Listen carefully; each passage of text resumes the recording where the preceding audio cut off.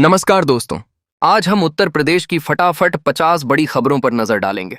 ये सभी खबरें आपके लिए बेहद जरूरी हैं और हम इन्हें सिर्फ 10 मिनट में साझा करेंगे।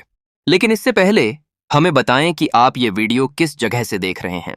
और हाँ, इस वीडियो को लाइक और सब्सक्राइब करना न भूलें, क्योंकि आपकी सहभागिता हमारे लिए महत्वपूर्ण है। इसके साथ ही केंद्र सरकार ने अभी कुछ सालों पहले एक बड़ा फैसला लिया कि अब हर साल जो गणतंत्र दिवस समारोह होता है, उसकी शुरुआत भी 24 जनवरी की जगह नेताजी सुभाष चंद्र बोस के जन्मदिन 23 जनवरी से ही शुरू था। तो आज 23 जनवरी को राजधानी दिल्ली में गणतंत्र दिवस की फुल ड्रेस रिहर्सल भी होगी। यात्रियों के लिए ट्रैफिक गाइडलाइन भी जारी की गई है।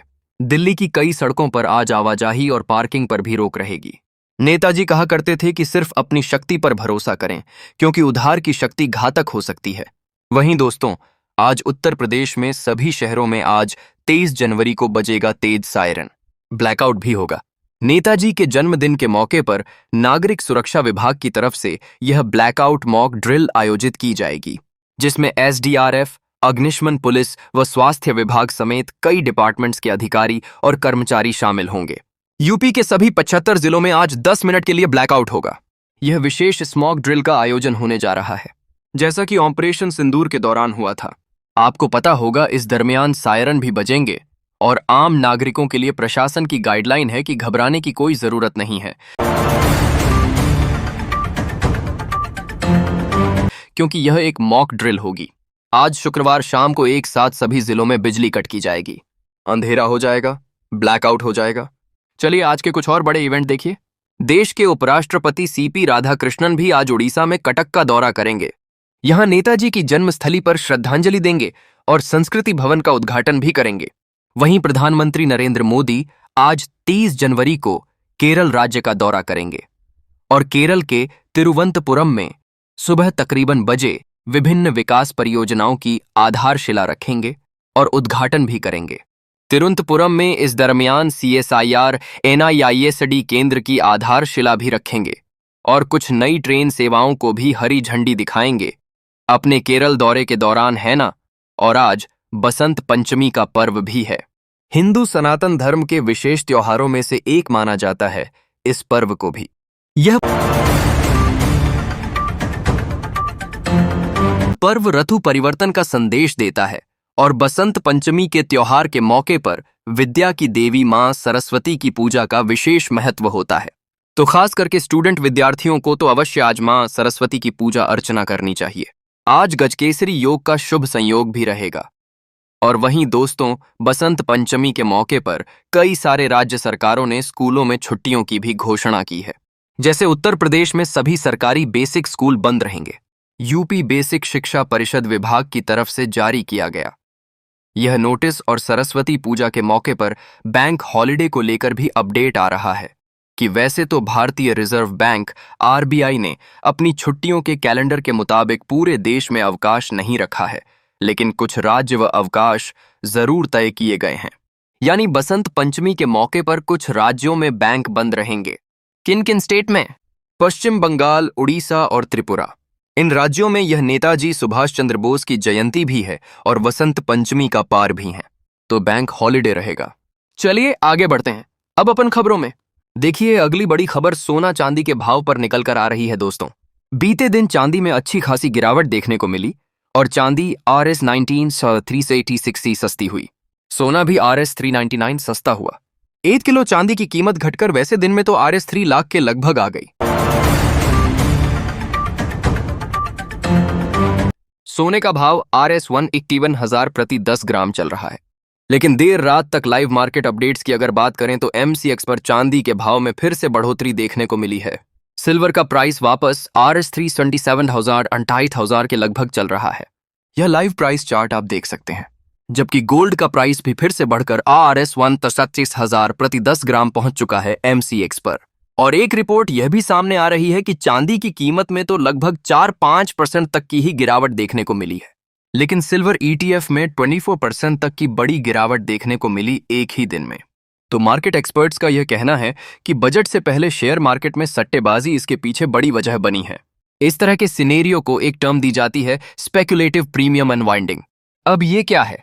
तो जब शेयर बाजार में कोई स्टॉक या ईटीएफ वगैरह ओवरवैल्यूड पहुंच जाते हैं, सट्टेबाजी या अफवाहों की वजह से इनकी कीमतें ज्यादा बढ़ जाती हैं।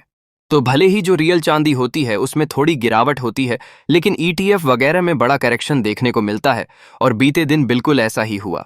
कई सारे ईटीएफ में 77% तक की बड़ी गिरावट भी देखने को मिली है ना। चलिए अगली खबर देखिए। बजट 2026 से पहले जो बजट सत्र शुरू होना है, तो इससे पहले केंद्र सरकार ने सर्वदलीय बैठक बुलाई। 27 जनवरी को यह मीटिंग होगी, जिसमें पक्ष विपक्ष सभी तरह की राजनीतिक पार्टी।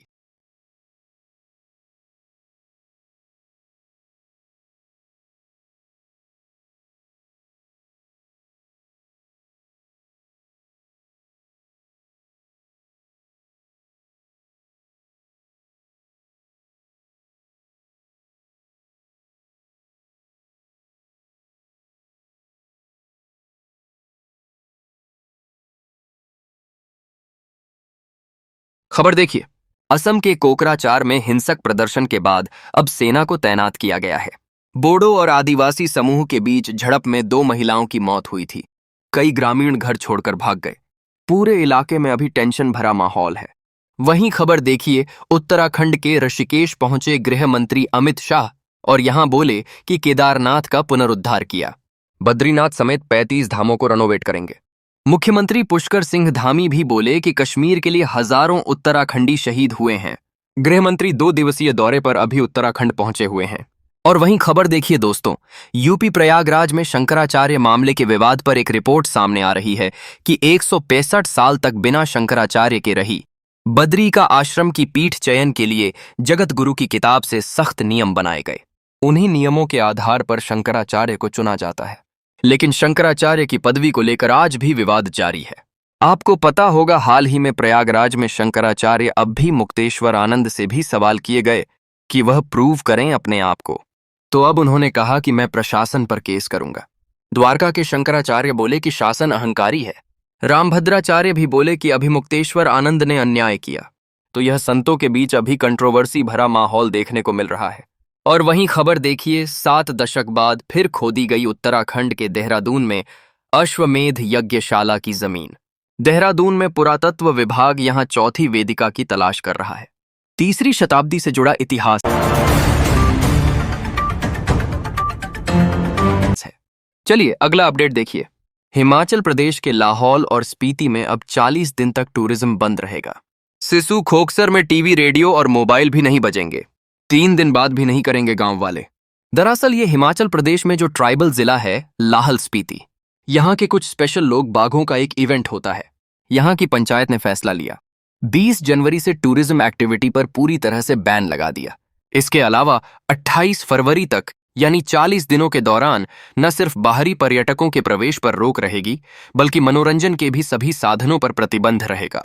परंपरा के मुताबिक यहाँ के स्थानीय लोग टीवी, रेडियो, मोबाइल वगैरह तक को बंद कर देते हैं इन दिनों में, ताकि देव परंपराओं के निर्वहन के लिए पूर्ण शांति बनी रहे। और वहीं देखिए, हिमाचल शिमला से अब चंडीगढ़, कुल्लू और रिंकांग पीओ के लिए हेलीकॉप्टर सेवा शुरू हो चुकी है। मुख्यमंत्री सुखविंदर सिंह सुक्खू ने हरी झंडी दिखाई, वाटर कैनन से सैल्यूट भी किया।